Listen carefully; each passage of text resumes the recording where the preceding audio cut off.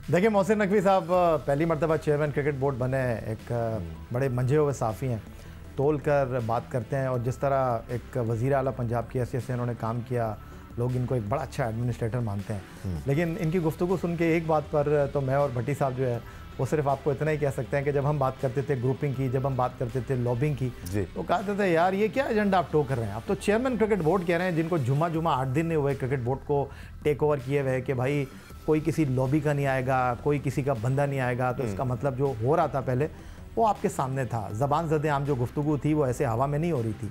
अब chairman cricket board ने उसके ऊपर जो है अपनी बात की मोहर जो है वो बिठा दी है। ऑन द अदर साइड जहाँ तक बात है, बेस्ट विशेज़ है मेरी सैयद मोहसिन रज़ा नकवी साहब के लिए। ठीक, कम उम्र तरीन चेयरमैन क्रिकेट बोर्ड है कि देखें किस तरह काम करते हैं। टाइम थोड़ा सा हमारे पास कम है। भट्टी साहब आपकी राय पे मैं दीगर एक्सपर्ट से भी थोड़ी राय ले लूँ इस बारे में। दानिश, बिल्कुल मेरी भी तकरीबन यही राय है कि हम अपने बहुत सारे प्रोग्राम्स में कहते रहे कि फलां दोस्त को सिलेक्ट किया जा रहा है, फलां को मेरिट पे आना चाहिए। बड़ी साहब कोई नई बात तो नहीं है ना, लेकिन हमारे तो आज देखें, आज अगर चेयरमैन क्रिकेट बोर्ड वो बात कह रहे हैं और वो वार्न कर रहे हैं कि अब आइंदा ये बात नहीं होगी, तो इसका मतलब माजी की जो तारीख थी वो तो अब रकम हो गई।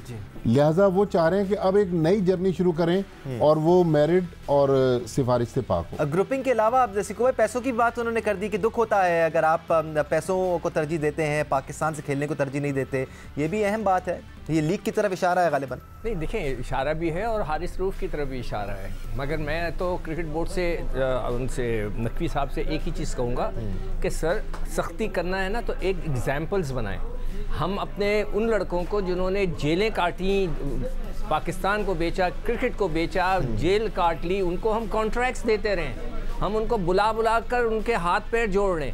तो अगर ये होता रहा, अगर किसी ने खेलने से मना किया ना, उसको एक निशान इबरत बनाएं, ना दें उसको सेंट्रल कॉन्ट्रैक्ट। वाई, क्यों दे रहे हैं आप? जब वो आदमी ने मना किया उसको 6 महीने ना दें सजा के तौर पे, ताकि थोड़ा सा लोगों को सब्र आ जाए। एक चीज़ मैं कहना चाहता हूँ, अगर आप सर टाइम खत्म हो रहा है, जल्दी से कह दें। मैं सिर्फ लड़कों से एक रिक्वेस्ट करना चाहता हूँ, मैं सबसे पूछना चाहता हूँ कि यार जब बल्ले पे और ग्लव्स पे गेंद लग जाती है तो रिव्यू लेने का मतलब कोई तुक बताएं, ईमानदारी से वापस क्यों नहीं चले जाते?